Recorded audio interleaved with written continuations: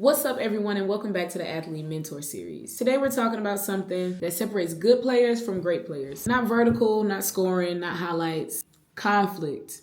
Because every captain eventually has to deal with it. You'll have teammates that disagree with you, who challenge you, who frustrate you, who criticize you, and even misunderstand your intentions. The question is not whether conflict is coming.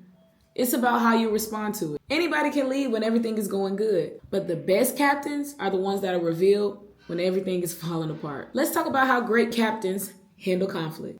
Great captains don't run from controversy. One thing you learn quickly is that leadership is gonna attract attention. The moment you're named captain, if the team loses, they look at you. If the locker room has problems, they look at you. If someone isn't getting playing time, some people will blame you because people have different opinions. Trying to avoid every disagreement is not leadership. Sometimes making the right decision means someone won't like it. Your responsibility as a leader is not to make everybody happy. Your responsibility is to help move the team forward. If you're new here, my name is Jada. I've coached, I've played, and I am deeply and madly in love with the game of basketball. And let's get straight to it.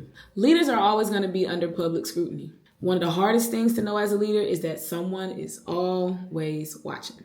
They're watching your effort, your body language, how you speak to coaches, how you speak to officials, and how you treat the last player on the bench. People remember your reactions far more than they remember your words. When adversity hits, younger teammates silently ask themselves, is our leader panicking?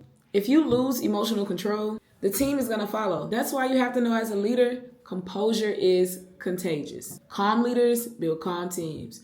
So as you guys are spiraling, going through those uphill battles, you have to remember to stay calm. Respect is earned during hard moments. Anybody can be respected when they're scoring, but respect is still growing when you're losing. Respect grows when you're tired. Respect grows when people disagree with you. It's demonstrated. Remember what players stayed after when they needed some extra support? They remember the captain who kept coaching. They remember the captain who kept accepting coaching. They remember the captain who apologized when they were wrong. And this is why respect is built one decision at a time. Accountability starts with the leader. One sentence that can completely change your leadership is "I was wrong." Those 3 words are the most powerful words you can say as a leader. Weak leaders protect their ego. Strong leaders protect the team. If you miss an assignment, own it. If your attitude slipped, own it. If your communication wasn't clear, own it. Accountability creates trust. Trust creates stronger teams. Nobody expects perfection. People respect honesty. Not every conflict is loud. Here's something many athletes miss. Most dangerous conflicts are the ones that are silent. Teammate stops talking. Someone begins skipping optional workouts. Players become distant. Their energy changes. No arguments, no yelling, just quiet separation. Great captains are always going to notice what other people ignore. They check in. How you doing? You seem different lately. Anything you want to talk about? Leadership isn't just about solving visible problems. It's recognizing invisible ones before they start to grow. Relationships are a great leadership tool. People don't follow titles. They follow relationships.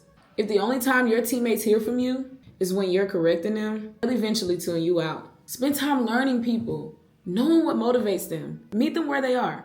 Know what they're struggling with. Know their goals. Know their families. Know who needs encouragement. Correction is felt or received differently when it's built on genuine care.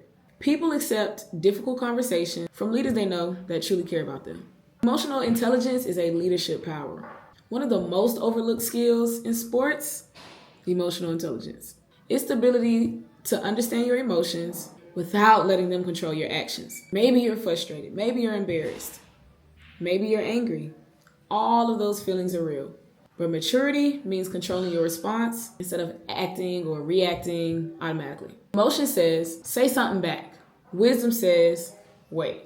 Emotion says, post about it. Wisdom says, handle it privately. Emotion says, quit. But wisdom says, keep growing. Your emotions should inform your decisions, but they should never control them. Handle conflict privately whenever you can. One mistake young leaders make is embarrassing somebody publicly. Correction in front of everybody else often leads to defensiveness. Respectful conversations often build growth. If someone needs accountability, pull them to the side. If there's a misunderstanding, talk with them face to face. Social media isn't where teams solve problems. Group chats aren't where trust is built. Real conversations build real teams. Conflict can make your team stronger. Many people think conflict automatically destroys team chemistry. Not true. Poorly handled conflict destroys chemistry. Healthy conflict creates a stronger relationship.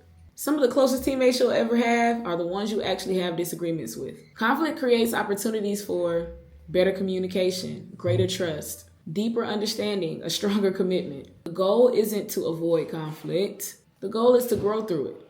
When captains handle conflict well, the locker room becomes healthier. Players trust one another, coaches trust leadership, communication improves, drama decreases. Winning becomes easier because the distractions have become smaller. And most importantly, you become the type of leader that people remember long after your playing days are over. Basketball eventually ends, leadership doesn't. The habits you build now are going to follow you long beyond your basketball years. Your career, your marriage, to your family, your community. Learning to handle conflict isn't just preparing you to become a better athlete. It's helping you become a better person. Proverbs 15:1 says, "A gentle answer turns away wrath. A harsh word is always going to stir up anger." Leadership isn't always about having the loudest voice. Sometimes it's about having the calmest one. Remember, anyone can lead when everything is easy, but great captains lead when emotions are high, when criticism is loud, when relationships are strained, when pressure is heavy, because true leadership isn't tested when everything's peaceful. It's revealed during conflict. If this video helped you to become a better leader, a better athlete, make sure you like this video. Subscribe to my channel. Share with a teammate who will be captain next year and wants to be respected on and off the court. Again, this is one long video of maybe 100 videos that we'll have for the Athlete Mentor series. Subscribe to my channel so you don't miss a thing. I'll see you at the next one.